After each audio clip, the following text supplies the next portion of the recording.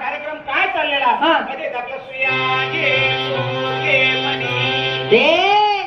तुझ्या घरामध्ये काय चोरी करायला आलं काय? काही दाखत काय आलंय? तुझ्या घरी काही चोरी करत नाही, काही दाखत नाही. थोडा भाकरीचा कुटका देखील जात आहे. भाकरीचा कुटका पाहिलं, इकडचे तिकडचे लोक येतात आणि आपल्या मराठी माणसाला परिषद करतात. इकडचं तिकडचं म्हणताय का मला? बघ अरे भाऊ, तुझ्याच मराठी मातीमध्ये जन्माला आलेलं छोटस संस्काराचं फुल आहे, भारूड म्हणतात मला. भारूड? आणि काय भानगड? भानगड? अरे माणसांनी भानगडी करू नये म्हणून संतांनी काढलेल्या प्रबोधनाच्या कारखान्यातलं प्रोडक्शन म्हणजे भारूड. देणं तळ भाकरी घेतलं काही नाही. काय नाही? अरे नाही द्यायचं ते देऊ नको, पण मी काय म्हणते ते ऐकून तर घेशील की नाही? कारण तू जर ऐकून घेतलं ना हसू आला भाऊ तुला? मला कसं काय? अरे तुलाच नाही, इथं जमलेल्या सगळ्यांना बुरगुंडा होईल. बुरगुंडा म्हणजे तुला काय वाटलं? मुलं बाळा? अरे भाऊ, बुरगुंडा म्हणजे लेकरं बाळा नाही. अरे बाबा, बुरगुंडा म्हणजे आमचं भाषेमध्ये बुरगुंडा या शब्दाचा अर्थ आहे ज्ञान.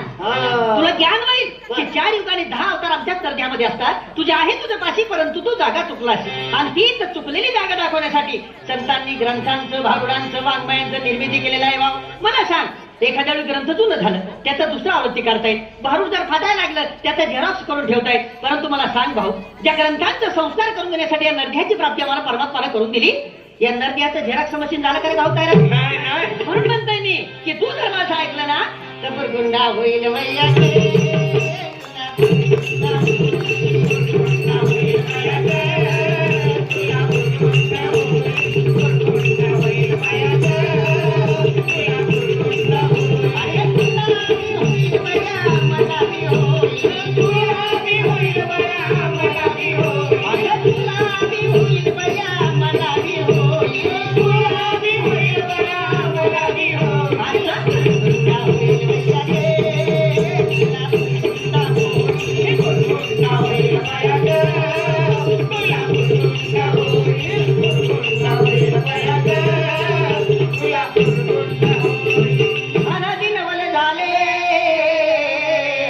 स्वानंद गुरुकुला सवे घेऊन प्रेमाचा कुंकू बाळीला. काय झालं रे बाई? काय झालं का कुंकू विकायला काय? मग आता कुंकू नाही ऐकणार तर काय वाटते तुला? आमच्या माता बहिणी आता कुंकू लावत नाही. आमच्या आया बहिणी आता कुंकू नाही लावत नाही. काय लावते तू? तसा साडीचा रंग, तसा टिकलीचा रंग. मग मॅचिंग म्हण ना. मॅचिंग जसं साडीचा रंग तसं टिकलीचा रंग मॅचिंग म्हणतात ना बा. पण खरं सांग भाऊ, या वरच्या रंगांचं मॅचिंग तर कधीही करता येईल, परंतु संसारामध्ये खरा आनंद, खरं सुख भोगायचं असेल तर नेचर मॅचिंग असा वाचा नाही वाटत.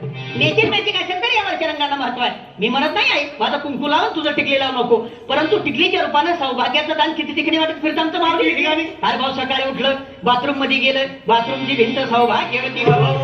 बाहेर आलं, आरशा पुढे बसलं, आरसा सौभाग्यवती भाऊ. मी म्हणत नाही आहे माझं कुंकूला, परंतु कुंकू लावण्याच्या पाठीमागं काहीतरी शास्त्रीय कारण. कुठं लावलं जाते कुंकू? कुंकू हे कपाळावर लावलं जातं. अरे भाऊ, कपाळावरच लावलं जात आहे, परंतु आग्नेय आणि ब्रह्मरंध्राच्या मधोमध्य पिट्युटरी ग्लॅंड आहे, ज्याच्यावरती कुंकू लावल्यामुळे आमच्या महिलेचं मानसिक संतुलन कायम राहतंय. कारण महिलेचा मेंदू अतिशय संवेदनाक्षम असतंय आणि महिला मेंदूच्या संवेदना कायम राखण्याचं रडारचं काम ते कुंकू करताय. म्हणून म्हणताय कपाळावर कुंकू लाव, कारण कुंकू हे चिंचोकाने हळदीपासून बनलेलं असतंय. एखाद्या वेळी इंचू चावला ना रे बा, तर चिंचोका उघडून लावून बा, विंचवाचं झर उतरवण्याची ताकद त्या चिंचोक्यात आहे. मग खरं सांगाय, जर विंचवाचा झर उतरवण्याची ताकद त्या चिंचोक्यात आहे, तर त्याच चिंचोक्यापासून तयार झालेलं कुंकू जर तुझ्या कपाळावर लागलं तर तुझ्या डोक्यावरचं टेन्शन नाही का कमी होणार? बघ बघ, तुला कुंकू लावायचं सांगितल्याबरोबर पुरुषांनी टाळ्या वाजवायला सुरुवात केलं. पण पूर्वीच्या काळी आमच्या पुरुषांना बी शेंडी होता ना रे भाऊ. आता हाय शेंडी? काय सापडत नाही. आता नाही शेंडी. शेंडी म्हणजे काय? शेंडी म्हणजे लांब केस. हे भाऊ, शेंडी म्हणजे लांब केस नाही. अरे बाबा, शेंडी म्हणजे माणसाच्या मेंदूरूपी टीव्ही मध्ये सद्विचारांचं प्रक्षेपण करणारा अँटिना. आता ते अँटिनाच राहिलं नाही तर कसं तरी मिक्स घुसणार नाही बाबा.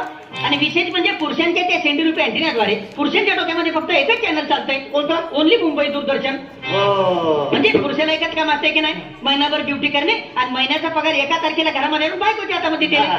पण त्या आणलेल्या पगाराचं जीवनभराचं व्यवस्थापन आमच्या याला करावं लागतंय. आणि ते व्यवस्थापन करताना घराचं घर पण राखताना मला सांग आई, तुझ्या डोक्यामध्ये किती प्रकारचे चॅनल चालते? किती? लेकरांचं संगोपन आहे, मुलांचं शिक्षण आहे, मुलींचं शिक्षण आहे, सासू सासऱ्याची सेवा आहे घरामध्ये असले तर. हे सगळे चॅनल तुझ्या डोक्यामध्ये व्यवस्थितरित्या प्रक्षेपित होण्यासाठी तुझ्या डोक्यावरचा हा जो केसांचा आंबाडा आहे ना ताई, हा डिश अँटिना आहे. आता मला सांग, या डिश अँटिनाच्या काड्या जर ब्युटी पार्लर मध्ये जाऊन तू कमी केल्या तर तुझ्या मेंदुरूपी टीव्हीच्या पडद्यावर मुंग्या नाही काय ना? गुरगुंडा होईल मैया गे, तुला गुरगुंडा होईल, तुला गुरगुंडा गे, तुला गुरगुंडा होईल, गुरगुंडा होईल मैया गे, तुला गुरगुंडा होईल. चार युगाची काठी बोदरी दशावतार खेळायत. काय झालं? केव्हापासून घाण वास येते त्या पुतळीचा. खरंच वाच येतो. हे पोतळीचा वास येतोय. हा.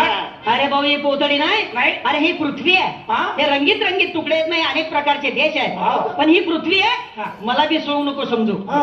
हे तुम्ही आम्ही जे आहेत ना आजकालचा मानव, ते मी आहे. बरोबर. आणि तुमच्या प्रत्येकाच्या घरामध्ये ज्या लेकरांनी जन्म घेतला ते उद्याचं भवितव्य हे आहे.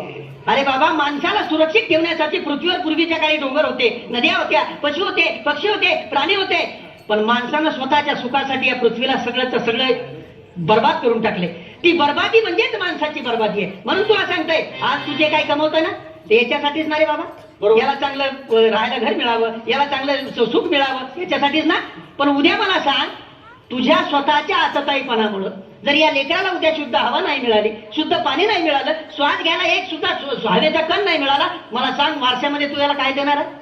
म्हणून सांगते मी, तुला जर सुरक्षित राहायचं असेल तर पर्यावरणाचं रक्षण करण्यासाठी एक तरी झाड लाव. हा ईश्वराच्या कडून सांगितलं ना, एका जनार्दनी आनंद झाला, संती जय जयकार केला, हा शकून गुरगुला पाहो, तुला गुरगुंडा होईल मैया गे, तुला गुरगुंडा